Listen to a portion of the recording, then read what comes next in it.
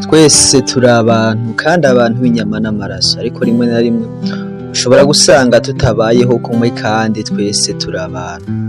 Rimwe ugasanga harabamwo ubusumbasumbane mw'ubu buzima, aho usanga umwe amurusha uwundi akamurusha ibindi, hakabaho abakozi hakabaho n'abakoresha. Ariko ico nshatse kuvuga uyu munsi nuko buri munsi ugihumeka Imana iba itanze amahirwe yuko nawe woba umukoresha, yuko nawe woba ukava ku rugero rumwe ukaja ku rundi.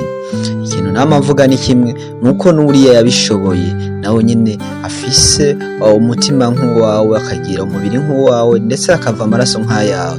Nawe ugerageza kuba mwiza kurusha uko wari uri ejo, kandi iciza c'ubu buzima ushaka kubutahura, ntuzohiganwe n'umuntu ahubwo uzohiganwe nawe ubwawe. Ukuvuga yuko niba washaka kuraba ko wateye imbere, uzorabe aho wari uri ejo ko hatandukanye naho uri uyu munsi, kandi wipfuze kubaho muri kazoza gutandukanye no kurabaho uyu munsi, kubera yuko nta sorte y'iterambere ibaho, kubera yuko umwe wese afise uko yita iterambere ryiwe. Uyu munsi ushobora kuba ushaka imodoka, undi muntu ugasanga yashaka inzu, undi muntu agashaka gutunga ibi n'ibi.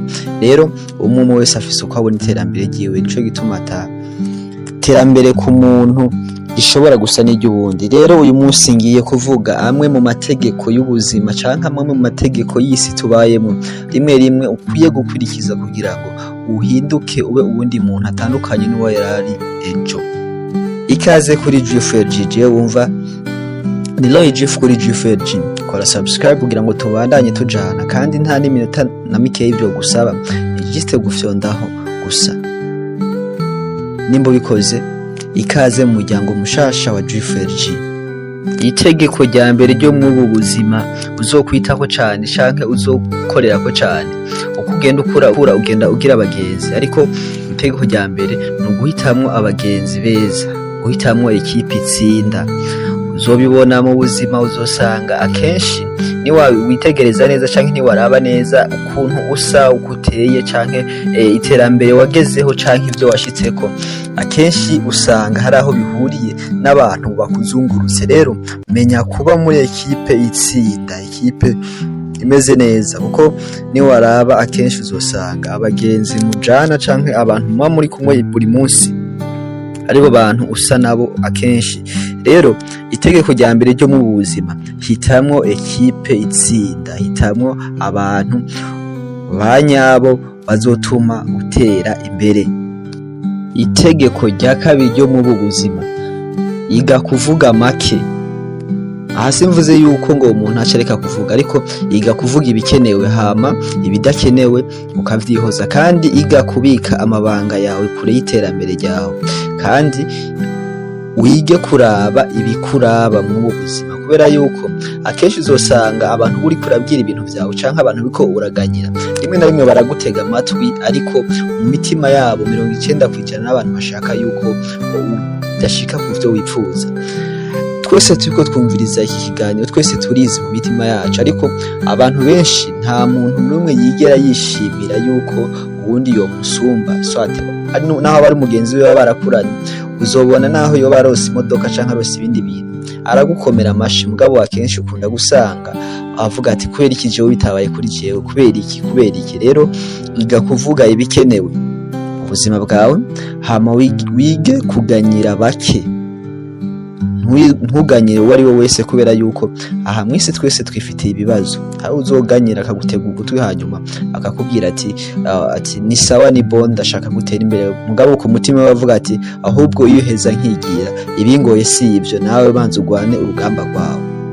Itegeko rya gatatu ry'ubuzima iravuga ngo bigireko ariko ntubigane, ubarabireko ariko ntubigane. Kubera yuko kenshi uzokumva umuntu akubwira ngo nakanga ujya mu boss ngo yatanguye adandaza amasashi, ngo none ubu ngo ageze ngo ku mayetaje n'amayetaje. Wicara wiyumvire canke icara wibaze, abadandaza amasashi bose nuko baciye batera imbere canke baciye bagura amayetaje. Aho niho uzobona yuko itegeko rya gatatu rikora cane. Umuntu ushobora kumurabirako canke ukamwigiraho, ariko ntumwigane.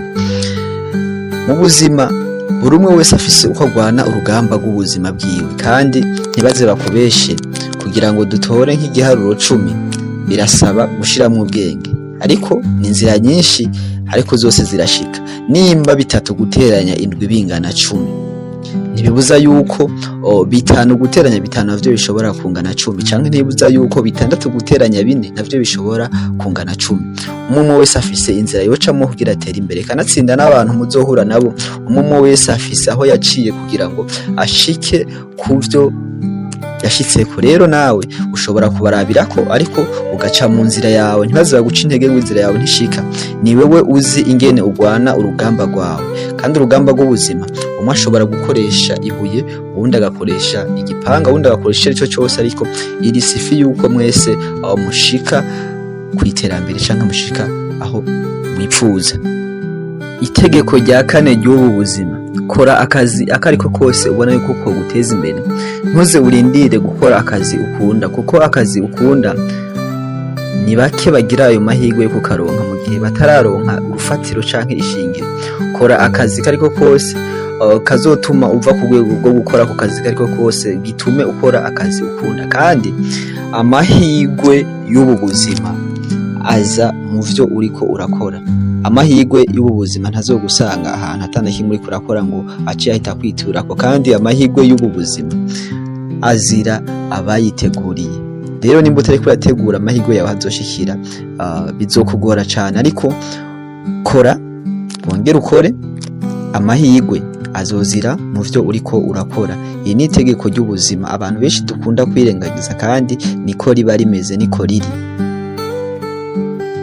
Itegeko rya 5 ry'ubu buzima: baho uzi neza yuko icyo ari cyo cyose cyoshobora kuba mu buzima bwawe, ariko ushire umutima kuvyo uriko urarondera canke uriko urategura. Kubera yuko hariho umubosi umwe yigeze kuvuga ijambo, aravuga ngo iyo umubosi yiyumviriye yuko gupfa biriho, uwo munsi nyene arara ahomvye. Rero baho uzi neza yuko icyo ari cyo cyose coba mu buzima bwawe, ariko ubeho uvuga ati mfise umugambi uyu n'uyu kandi ntegezwa kuwushikako. Yego ubuzima ni bugufi, ariko ni wibaze ni wabwita bugufi hama ukaca usanga ubayeho igihe kirekire, ho bizogenda gute? Ariko ni bwaba bugufi ukabaho warateguye yuko uzogera kure, ntacu uzobuhombye naho uzogomba ugapfa bukeye. N'ubundi ubuzima niko tubayeho, turagenda tukabusiga, ariko baho ufise ivyizigiro yuko ushobora kubaho igihe kirekire. Itegeko rya 6 ryo mu buzima: baho uzi neza yuko ushobora guhemukirwa kandi nawe ushobora guhemuka. Ibi bizotuma umenya ingene ufata abantu canke ingene witwara mu bandi bantu. Ntuzobeho uzi yuko wazoguhemukira gusa nawe udashobora guhemuka, aho uzoba wibeshe, kubera yuko uzohava wibaza yuko abantu bose bafise nk'umutima nk'uwo ufise, bitume ubizera cyane bibaza ngo ntibahemuka. Wowe baho uzi neza yuko nawe ushobora guhemuka canke abandi bashobora kuguhemukira. Ibi bizotuma umenya ingene witwara mw'ubu buzima tuba turimo, kubera yuko uko bukeye uko bwije twama turonka amakuru canke twama duhura n'abantu batubwira ivyo bakorewe n'abandi bantu, kandi ugasanga rimwe na rimwe n'abo bantu baje kukuganyiraho kubwira ivyo bakorewe nabo ahandi hari ivyo bakoreye abandi. Nibwo buzima tubayemo, ni itegeko ukwiye kwitwarika mu buzima bwawe. Aya namwe mu mategeko agenga isi abantu twirengagiza, ariko ugasanga rimwe na rimwe n'ukuri. Mwakoze kumviza iki kiganiro, je wumva ni Roy Drift kuri Drift LG. Mubandanye mukora subscribe, murakoze cyane.